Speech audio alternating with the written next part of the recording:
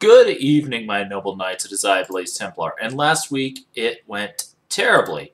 We got swept 5-0, which was embarrassing. I made a couple of key stupid mistakes. I made a mistake, then I misclicked, then I made another mistake, and at that point it was over.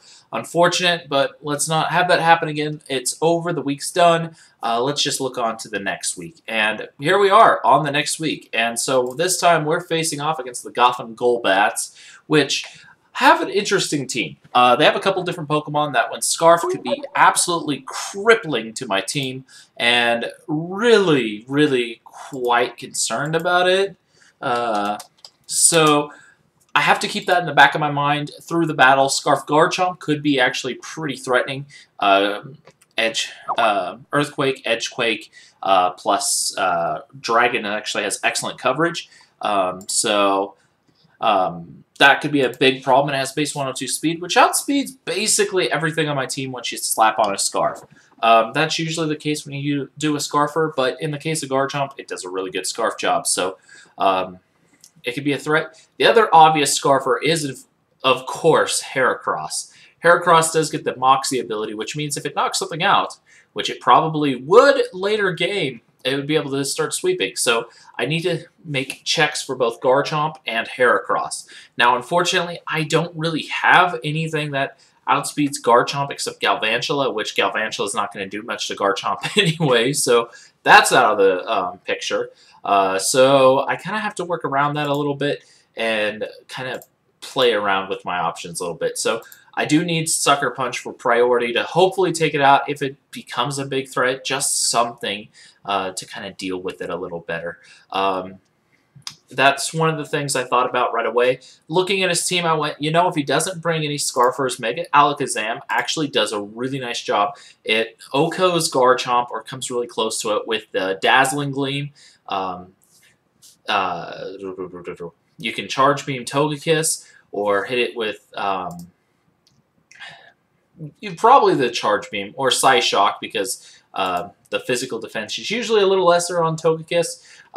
So hit it with the Psyshock as it comes in, Charge Beam to finish it off or something like that. Depends on the damage rolls.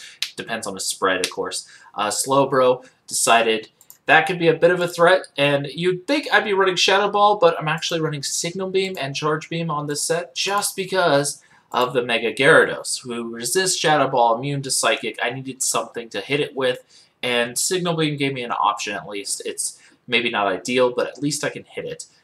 So it comes in, Megas, gets hit by the Signal Beam as it Megas, and then I'm able to hit it again as it Dragon Dances, perhaps. Probably would want to switch, but it's an option.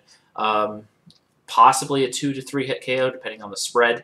But that being said, I am really relying on moves that aren't quite as powerful as Shadow Ball or like Thunder or something like that. The high base moves, you get the idea. I know Alakazam doesn't get a lot of the base moves that I'd like in this situation, but that's why I'm running Signal Beam to kind of set up the power a little more. Now, you may be wondering, why Modest instead of Timid? Well, looking at his team, he doesn't really have anything that, once I Mega, outspeeds me unless it's Scarfed, and even Timid I don't outspeed, so I might as well get the extra power, just so I have the potential, the possible oomph to break through the team, which I might not have had otherwise. I just needed that extra power to kind of sort through that. And with the base like 170 special attack, should be possible. So, that was my mindset going into that. Arcanine is actually a big threat against my team. Looking at it, it has extreme speed, so obviously Mega Alakazam is threatened immediately because +2 priority. I can't exactly outspeed that with Alakazam as fast as it is. Close Combat actually has really good coverage. Flare Blitz, very powerful. Intimidate could be quite annoying. Now, normally speaking, Volcanion would deal with that just fine. But looking at the rest of his team, Volcanion really isn't too fond of it. Garchomp destroys. Mega Gyarados is actually quite terrifying. Sure, you have Water Absorb, but Crunch is just sitting there waiting to bite down. And Volcanion can't really do much to Mega Gyarados. So that's a thing. Tangrowth, I would like to be able to bring Volcanion for. But then he also has the Nidoking in the back wing, which Sheer Force boosted Earth Power still is going to leave a dent. Probably a 2-hit KO even if you are Assault Vest. I could run Scarf Volcanion, but then Garchomp still is a big threat, so that's a thing. Looking at this team, I had a lot of things to really plan for. Bronzong, actually, a little bit of a nuisance because I'm not running Volcanion this week. I had to figure out a way around that. And so for Bronzong, I decided, Breloom will pretty much always outspeed it. I can put it to sleep and then set up a sub, focus punch it. And so I decided Breloom, really quite handy here. I also need to get the EVs set for this guy. I guess we're going to do the physically defensive spread. It looks like it might work all right. Yeah, physically defensive spread for that. But anyway, the Electros, still a threat, but I do have Galvantula who does resist Electros' attacks, and I can Bug Buzz for neutral damage. Not too bad. But I also have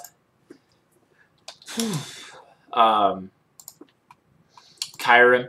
I decided to give it a Scarf because if we're not running against Scarf Garchomp, we'll outspeed it, be able to slap it with a Draco Meteor, and put out some really nice pressure that way. I mean, obviously I'll have to switch, which is unfortunate in that case, but it will give me kind of an opportunity to do something there.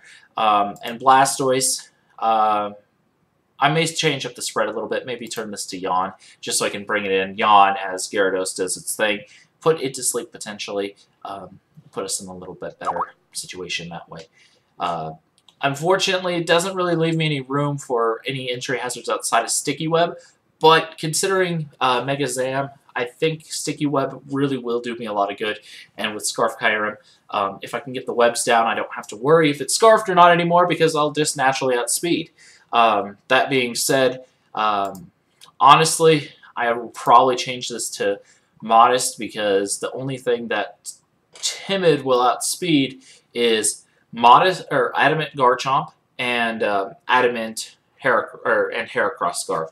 So I might change it, might keep it. I'll have to do some damage calculations, do risk versus reward. Obviously, there are a lot of other sets that could be running. So that's kind of my mind going into this week. The one downside to this Kyurem is it doesn't really do too much to his Gyarados. But I have checks for that. I got the Breloom, which can Seed Bomb or Focus Punch. Galvantula with Thunder and Bug Buzz. Alakazam with the Charge Beam, the Signal Beam, so forth and so on. So I have some options, and if you're wondering why I'm blinking so much, it's because I am actually really, really tired. But I wanted to do this, and since it's almost 10, I was kind of doing the... So I knew I needed to get it done, and here we are. That's kind of the spread I got going for this week, and hopefully everything goes well. Tomorrow I should be having that battle. Really looking forward to it, and hopefully we don't make the failures of last week because that was abysmal. So, got to try to turn the team around. I've got basically a 1-1 record myself. So, I mean, my record's not too bad at the moment, but, considering it's the 6th, 7th week in the season, that's a thing. Oh, I do need to mention, I did actually get the Granbull swapped from Granbull. It's going to become an Espeon. So that'll give me some new options, and that's going to be really helpful. And I'm really looking forward to having Espeon on the team just because it does give me more breathing room, more things to work with. I mean, if I want to do Heal Bell, Wish, that kind of stuff, I can do it with Espeon because of Eevee, egg moves and all that. I can do Yawn if I need to. Espeon really is a lot more versatile than people think it is. Most people think it's like a baton passer and that's about it. But it can do offensive work. It's got a nice base speed and a lot of power. And then Magic Bounce is just a absolutely amazing ability. So that's why I decided to do that switch. Thought it would do me a lot of good and give me a little bit more entry hazard control than I currently have.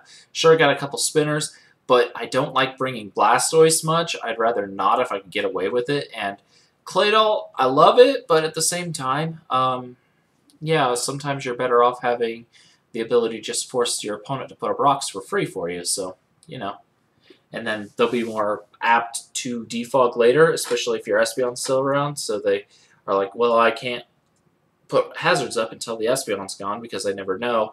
And yeah, so that's why I kind of want to get Espeon on the team. Anyway, before I pass out, which you can probably tell I'm really tired here, you can probably see the dark rings under my eyes, I am going to end this. But yeah, this is the IPL weeks, or the DBL, Delta Battle League, Week 7 planning. Here's hoping that we do all right. And I did forget this, but here we go. Nebraska, go Big Purple? I guess that'll have to do later.